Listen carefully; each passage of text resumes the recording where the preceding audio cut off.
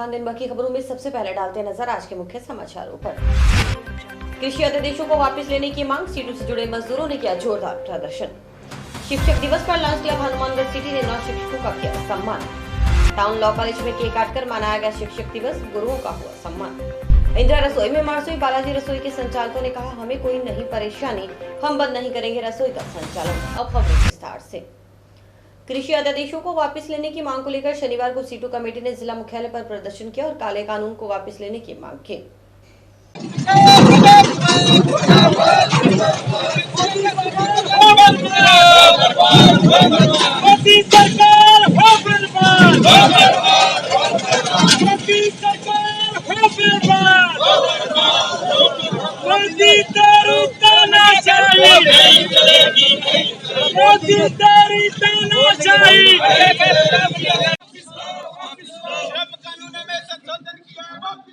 वापिस लो। कृषि मंडियों को उजाड़ना बंद करो, बंद करो, बंद करो। किसान मजदूर विरोधी मोदी सरकार मुर्दाबाद, मुर्दाबाद, मुर्दाबाद। किसान मजदूर विरोधी मोदी सरकार मुर्दाबाद।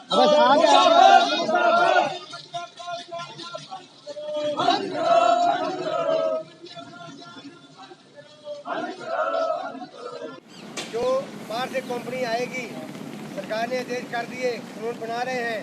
अगर कंपनी आएगी, अगर मेरी जमीन है तो मैं ठेके किसी और को नहीं दे सकता, वो कंपनी को देनी पड़ेगी। वक्ताओं ने कहा कि केंद्र सरकार कोरोना की आड़ में जनवादी अधिकारों को कुचल रही है। काले अध्यादेश लागू कर मजदूर, किसान, व्यापारी को बर्बाद किया जा रहा है। इसके विरोध में सीटू चुप नहीं बैठेगा, उग्र आंदोलन किया जाएगा, यह कहना था सीटू नेताओं का। शनिवार को सीटू से जुड़े मजदूर सड़कों पर उतरे, केंद्र सरकार के खिलाफ जमकर नारेबाजी की। केंद्र सरकार के आह्वान पर जुटे मजदूरों का कहना था कि यदि सरकार ने ये कानून वापस नहीं लिया तो मजदूर किसी भी हद तक जा सकता है। वहीं कार्यकर्ताओं ने कहा कि कृषि अध्यादेश लागू होने से किसान और व्यापारी दोनों बर्बाद हो जाएंगे, इसलिए सरकार को यह काला कानून वापस लेना होगा, नहीं तो आम आदमी, किसान, मजदूर सड़कों पर उतरेगा। उन्होंने निर्णय लिया कि कृषि अध्यादेश की प्रतियां जलाकर विरोध प्रकट किया जाएगा। आज जो हम आंदोलन कर रहे हैं, ये सीटू ने तय किया, पूरे हिंदुस्तान में आज हमारा प्रोग्राम है। तो किस लिए है? जो कोरोना की ओर में गरीब को खाना देना चाहिए था, परवरिश करनी चाहिए थी, वो सरकार की कोई नीति नहीं है। और हजारों मजदूर, गरीब, किसान भूख से मर गए हैं। छोटे छोटे बच्चे, बुजुर्ग बेघर हो गए और तहस नहस होगी। तो सरकार का ये फर्ज तो ये था कि उसको संभालें, गरीब को खाना दें, रोटी दे, रोजी संभाल की जाए। कहीं से दूरी से 1000-2000 किलोमीटर चले हैं, उसको साधन दें, घर पहुंच जाएं। वो कुछ नहीं किया सरकार ने। मर गए तो मर गए, ख़त्म हो गए। साथियों, कोरोना की ओर में सरकार ने करना कुछ था और उल्टा किया। कोरोना की ओर में ये काले कानून लेके आए हैं कृषि भूमि सुधार के लिए। ये हमारा मांग है, अगर नहीं वापस लेंगे तो साथियों आंदोलन के तेज करेंगे हम। तो जैसे ये नेम बना दिया कंपनियों को कि आ जाओ, हमारी ज़मीनें हैं, ठेके पर लो और अपनी जो भी जिन्स है पैदा करके अपने विदेश में लेके जाओ। साथियों, ये सरकार ने तय कर दिया, बाहर से कंपनी आएगी, हमारी ज़मीन, मेरी ज़मीन किसी को ठेके नहीं में दे सकता, वो कंपनी देनी पड़ेगी। वो कंपनी 50 साल के लिए हमारे से लिखवा लेगी, ये गारंटी नहीं। पैसा कैसे देगी हमें? देगी नहीं देगी, उसमें कोई कानून लागू नहीं है, कोई केस नहीं हो सकता। तो ये हम नहीं होने देंगे। तो साथ ही हमने आंदोलन किए कि बिजली के लिए कि कोरोना की ओर में हमें बिल माफ़ करनी चाहिए। सरकार ने चौगुने बिल कर दी, भेज दिए हमारे को। तो हमारी बिजली कट रही है। तो ऐसा वक्त आएगा, जो सरकार की नीति है, हमारे बच्चे देखेंगे भी कभी हमारे घर में बिजली होती थी, ये पूछेंगे बिजली होती थी, बिजली ऐसी चीज़ बन गई हमारे लिए। तो ये जो बढ़ती महंगाई, बढ़ोतरी है बिलों में, ये नहीं हम नहीं होने देंगे। CI2 के राष्ट्रव्यापी आह्वान पर पूरे देश के अंदर कार्यक्रम रखा गया 5 तारीख का। जो सरकार ये किसानों के और आम जनता मजदूरों के खिलाफ ये अध्यादेश बिल लेकर आई है, इसका पूरा जोर विरोध पूरे भारत के अंदर किया जा रहा है। और उसी कड़ी में हनुमानगढ़ ज़िले के अंदर, पूरे के अंदर ये इसका विरोध किया जा रहा है और इसको ज़मीनी स्तर पर लेके जाएंगे। इससे मजदूर, किसान, आम जनता पूरी तरह से ख़त्म हो जाएगी, रोजी रोज़गार का नाम नहीं रहेगा। इससे भारत की CI2 इसका पुरजोर विरोध करता है और इसका आंदोलन को और तेज करेंगे अगर सरकार ने हमारी मांग को नहीं माना।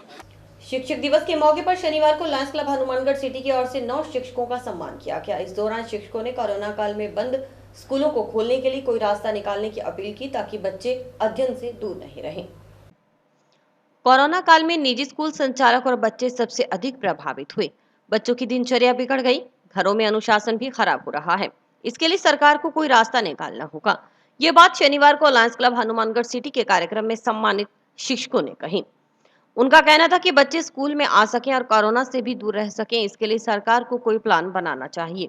यही नहीं, शिक्षकों ने ये भी कहा कि शिक्षक इस कोरोना काल में अपनी महती भूमिका निभा रहे हैं।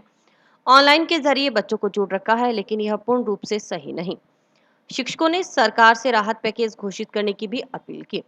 इससे पहले कार्यक्रम में 9 गुरुजनों को स्मृति चिन्ह और दुपट्टा पहनाकर सम्मानित किया गया। सुनिए क्या बोले लायंस क्लब हनुमानगढ़ सिटी के पदाधिकारी। लायंस क्लब हनुमानगढ़ सिटी द्वारा आज शिक्षक दिवस पर 9 गुरुजनों का सम्मान किया गया और ये हनुमानगढ़ सिटी 365 सेवा दिन की सेवा कार्य थे 3 साल से लगातार जारी है और ये हर रोज़ गऊओं को 100 रुपये का हरा चारा गौशाला में अपने हाथों से डाल के आते हैं। पक्षियों को चोगा और 2 वाटर कूलर लगाए हैं जो डेली पानी और भोजन की व्यवस्था भी 2 कूपन हमारे दुकान पे रखे हुए हैं जो उनको भोजन की व्यवस्था जो भी कोई मांगने आता है करने थे उनको भोजन कराया जाता है। ये 365 दिन हमारी सेवा गतिविधि जारी है। जो कि ऊपर से प्रोग्राम आते हैं वो हम लगातार कर रहे हैं और पूरे साथी हमारे तन मन से लगे हुए हैं। और आज इस चैनल के माध्यम से सभी को ये बताना चाहूँगा कि स्कूल संचालक जो निजी स्कूल संचालक हैं वो शिक्षा बचाओ संघर्ष समिति की प्रेरणा से हनुमानगढ़ क्षेत्र में अपनी अलख जगा रही है शिक्षा की और इस कोरोना काल के संक्रमण और भयंकर आपदा स्थिति में भी विद्यार्थियों को पढ़ाने का ऑनलाइन जो काम करवाने का है वो निरंतर करवा रही है। हमारे अध्यापक वीडियो तैयार करते हैं, उसको अभिभावकों तक और बच्चों तक भिजवाने की कोशिश करते हैं। कई विद्यालय ऐप के माध्यम से जो है सभी विषयों का अध्यापन कार्य जो है बड़ी सावधानीपूर्वक और अच्छे तरीके से करवा रहे हैं। इस संक्रमण की स्थिति में विद्यार्थी और विद्यालय आपस में जुड़ा रहे, इसके लिए विद्यालय संचालक और विद्यार्थी और हमारे अध्यापक आपस में तालमेल बनाते हुए बड़ी मेहनत से उनकी पढ़ाई में किसी तरह का अवरोध पैदा ना हो उसको बरकरार रखने के लिए अभिभावकों के सहयोग से अपनी ऑनलाइन क्लासेज जो है निरंतर जारी रखे हुए हैं। लायंस क्लब के कार्यक्रम में पहुंचे शिक्षकों ने बच्चों के अभिभावकों से भी अपील करते हुए कहा कि वह शिक्षकों का साथ दें। यही नहीं, उन्हें खतरे में पड़े निजी स्कूलों को संभालने की मांग भी सरकार से की। और मेरी अपील रहेगी समस्त स्कूल संचालकों से, बच्चों के अभिभावकों से कि कृपया वो स्कूल संचालकों का दिल से साथ दे तथा जो हमारे बीच में जो दूरियां हैं उनको दूर करें। मेरा निवेदन रहेगा इस महामारी के इस दौर में संकट की स्थिति में हमारे समस्त निजी स्कूल संचालकों को, बच्चों का, अभिभावकों का, स्कूल के कर्मचारियों का व स्कूल का जीवन खतरे में है। अतः सरकार से निवेदन है तुरंत प्रभाव से हमारी इन समस्याओं पर इस शिक्षक दिवस पर निराकरण करें। हमारे बच्चे को भविष्य को देखते हुए सरकार स्कूल संचालकों को निर्देशित करे कि वर्तमान में जो बच्चा जिस स्कूल में पढ़ रहा है उस स्कूल की जिम्मेदारी है उसे इस सत्र में पढ़ाने की, तथा सरकार यह सर्कुलर जारी करे कि इस सत्र में स्कूल द्वारा किसी भी बच्चे की टीसी नहीं काटी जाएगी व अभिभावक द्वारा भी ट्रांसफ़र सर्टिफिकेट की मांग नहीं की जाएगी। अर्थात 2019-20 की यथास्थिति सभी स्कूल, अभिभावक व सरकार बनाए रखे। मैं समझता हूं कि सरकार इसका किसी भी तरह से रास्ता निकाले, चाहे एक दिन छोड़कर दूसरे दिन बुलाएं, किसी तरह का गैप डाल के ओड इवन की व्यवस्था करें, बड़े बच्चों का और छोटे बच्चों का आपस में दूरी बना के रखें, कोई इस तरह से रास्ता निकाले कि बच्चे स्कूल में आ सकें और कोरोना से भी दूर रह सकें। तो मैं सरकार से निवेदन करूंगा कि शिक्षकों की निजी शिक्षण संस्थाओं की स्थिति देखते हुए एक तो राहत पैकेज की घोषणा करें और तुरंत प्रभाव से बच्चे स्कूल में किस तरह से आ सकें उसका रास्ता निकालें ताकि हम इस विपरीत परिस्थितियों से निकल सकें। नेहरू मेमोरियल विधि कॉलेज में शनिवार को शिक्षक दिवस उल्लासपूर्वक मनाया गया। इस दौरान केक काटा गया। इस दौरान विद्यार्थियों ने कहा कि शिक्षक का दर्जा भगवान से भी पहले होता है। ज्ञान, जानकारी और समृद्धि के वास्तविक धारक शिक्षक ही होते हैं। शिक्षक ही हमें जीवन के लिए विकसित और तैयार करते हैं। हमारी सफलता के पीछे सच्चा मददगार कोई है तो वह शिक्षक है। यह बात शनिवार को विधि कॉलेज के स्टूडेंट्स ने कही। शिक्षक दिवस पर हुए कार्यक्रम में विद्यार्थियों ने शिक्षकों का सम्मान भी किया। इस दौरान केक काटकर शिक्षक दिवस मनाया गया।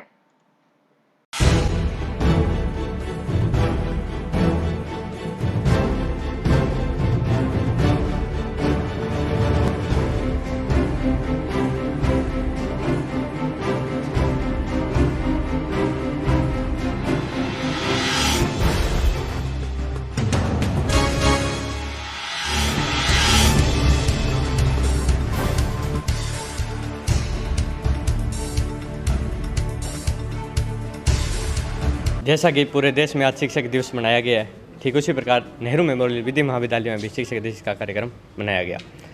हमारी सनातन संस्कृति में कहा गया है कि गुरु गोविंद दो उखड़े काके लागू पाए, बलिहारे जाऊँ गुरु आपके गोविंद दियो बताए। अर्थात भगवान ने भी यह कहा है कि गुरु पहले है। भगवान तक जाने का रास्ता बताने का कार्य भी गुरु करते हैं। जब से मैंने छात्र संघ अध्यक्ष का पदभार संभाला है, उसी दिन से मैंने गुरु ही गणेश कार्यक्रम शुरू किया है। गुरु ही गणेश यानी हमारी सनातन संस्कृति में गणेश जी को सबसे पहले पूजा जाता है, उसी प्रकार गुरु को हमने पूजने का कार्य किया है। गणेश जी की तरह सब हर कार्यक्रम में उनको पहले पूजने का कार्यक्रम किया है। ठीक उसी प्रकार आज हमने यह कार्यक्रम बनाकर हमारे इस रीति नीति को आगे बढ़ाया है। अनुसूचित जाति के लोगों पर अभद्र भाषा का प्रयोग करते हुए टिप्पणी करने पर अनुसूचित जाति के लोगों में रोष भड़क गया। इस संबंध में अनुसूचित जाति के लोग एसपी कार्यालय पहुंचे और टिप्पणी करने वाले जोड़किया के आरोपी पर कार्रवाई की मांग की।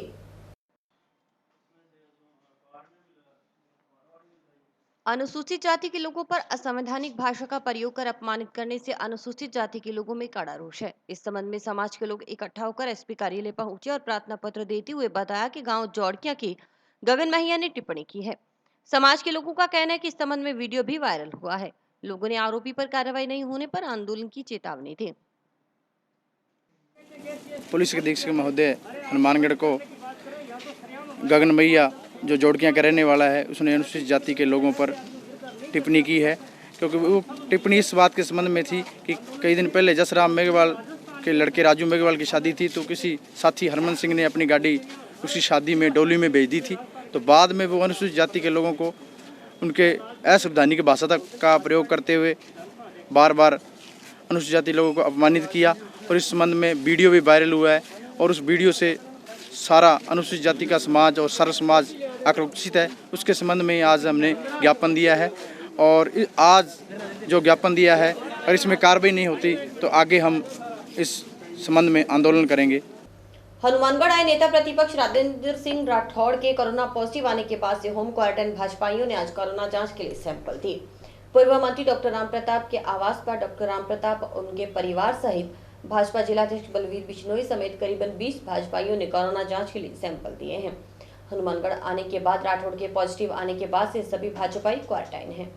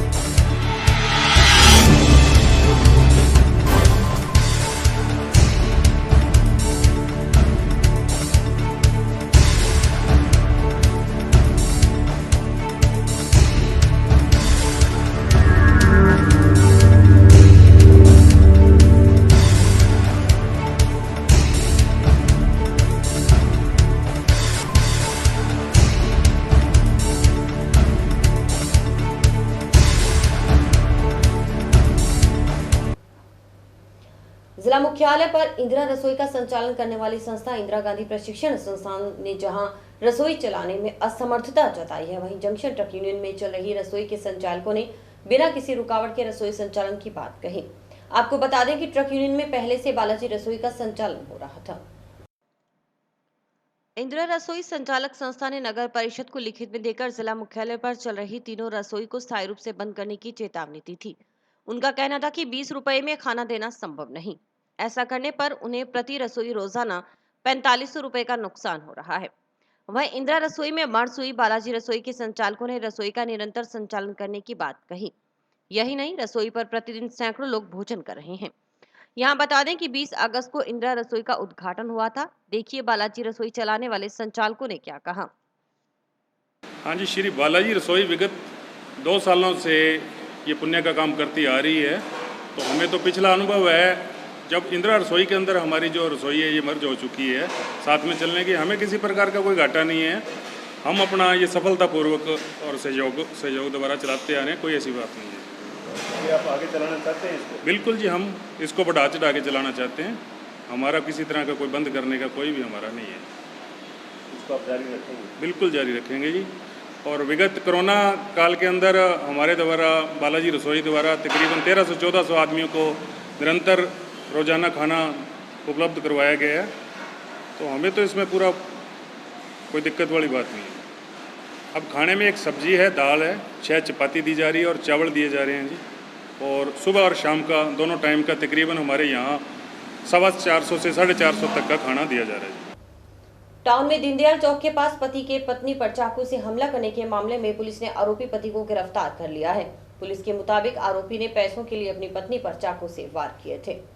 चाकू के वार से घायल पत्नी ने पुलिस को बताया कि उसके पति ने उससे पैसे मांगे, जब देने से मना किया तो उसने चाकू से वार की। वहीं घायल महिला की हालत ठीक होने के बाद शनिवार को जिला अस्पताल से उसे छुट्टी दे दी गई। पुलिस ने आरोपी को गिरफ्तार कर हत्या प्रयास का मामला दर्ज किया है। घटना टाउन के वार्ड 25 दीनदयाल चौक के पास रहने वाली मैना देवी के साथ घटी थी। सुनिए इस बारे में जांच अधिकारी एसआई संजू रानी ने क्या कहा।